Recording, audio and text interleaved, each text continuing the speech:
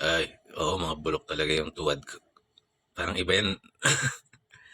Pero ano, talagang bulok sila. Talagang, kung talagang salbahe. Mga bobong salbahe. Alam nyo, ito message ko lang sa mga kapatid natin. Lalo na ito sa sambayan ng Pilipino, no?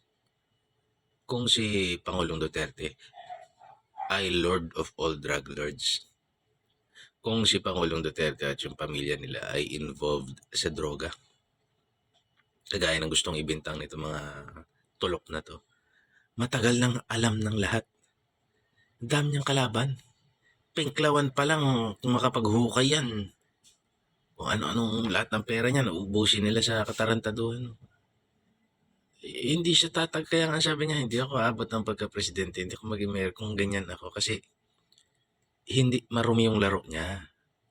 Hindi siya kagaya ng ibang narco-politicians na yung pera gagamitin nila talaga sa kampanya. Si Duterte nilalapitan ng tao para tumakbo.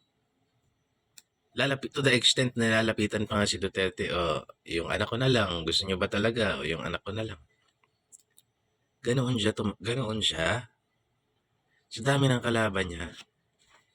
Yung mga drug lord gusto taniman yan. Yung mga politiko gusto taniman. Tignan mo, wala sila nahanap na kahit na anong ebidensya na tatayo sa korte. Puro sabi-sabi lang.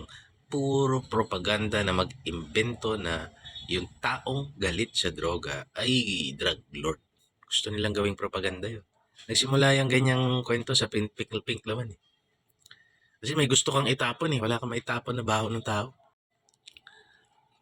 To the extent na wala na silang magawa, naghahabol silang sirain yung pangalang Duterte, ihahabol nila ngayon sa bago mag-eleksyon na naman, gusto nila kunin sa bibig ng tao na magmuka siyang may kinalaman sa droga o kung ano mang gusto nilang palabasin para lang may mapalabas na katarantaduhan. Saan ka nakakita yung matinong tao ginigisa ng mga demonyo? Baliktad na no?